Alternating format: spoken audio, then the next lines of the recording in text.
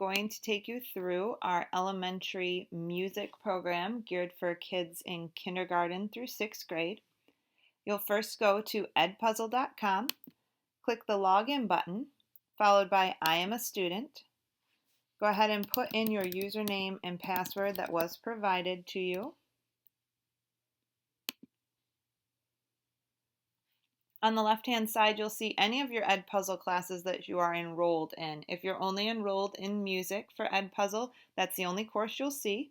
I'm going to go ahead and click on Music K-6. Here you'll see Due Assignments, No Due Date, and Completed.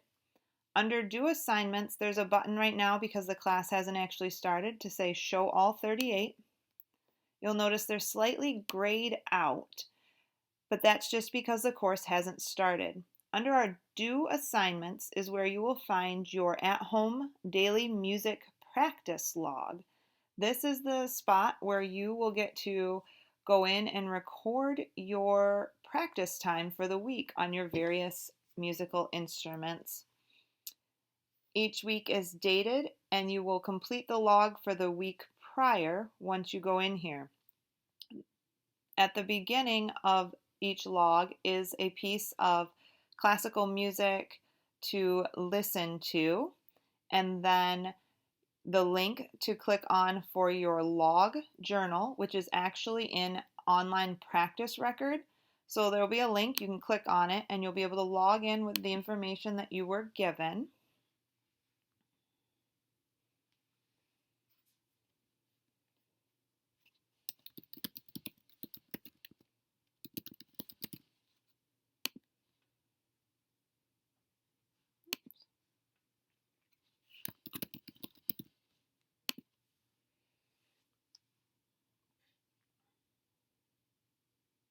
Once you're in, you're going to see lots of different options here.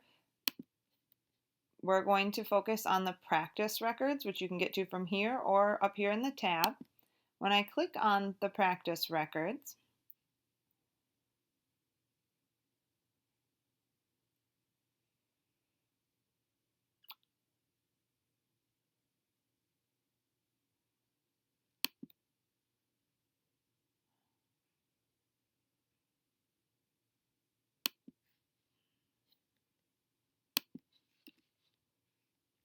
sorry about that.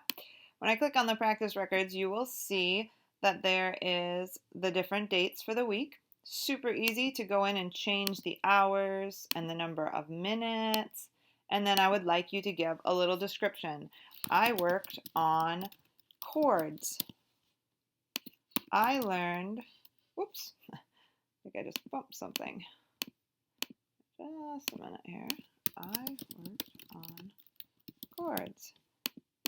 I learned a new song called, and you could fill in the different songs. I practiced that for 2 hours and 11 minutes that day, and so on. You'll fill that all the way out, and then you should be able to click here on your dashboard.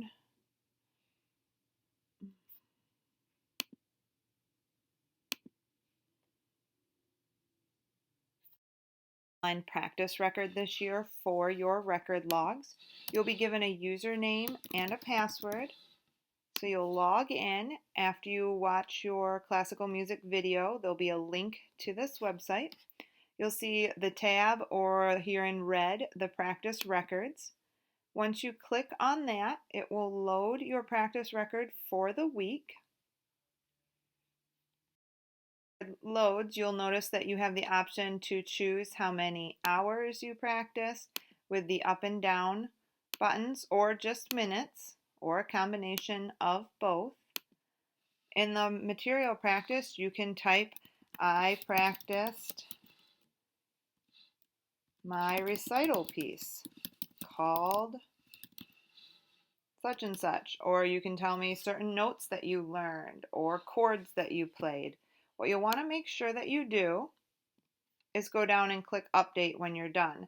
Now, you can do this just when you watch your classical music log video, or you can make it a daily habit to go in and add yours in here, whatever's easier.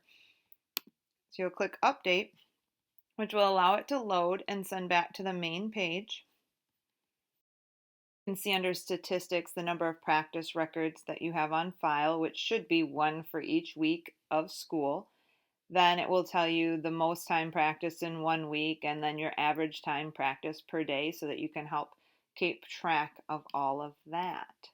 If we go back to our Ed Puzzle course, you'll also see the no due date section.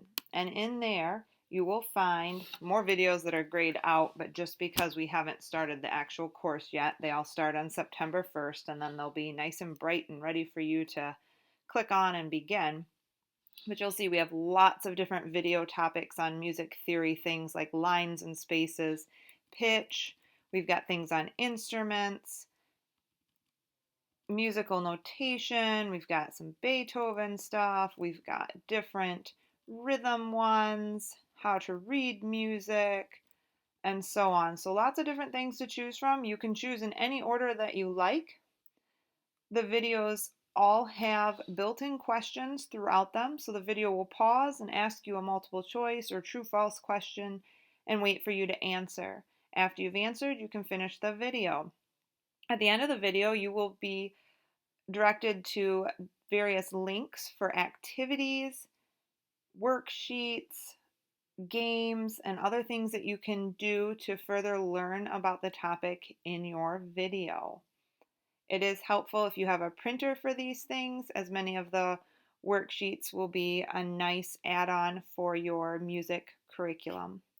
Finally, in the completed column, you won't see anything here yet since the course hasn't started, but once you do complete a video all the way to the end and answer all the questions, it will show up here with a date and make it super easy for you to click on there and see how many different dates you have for lamp attendance that month.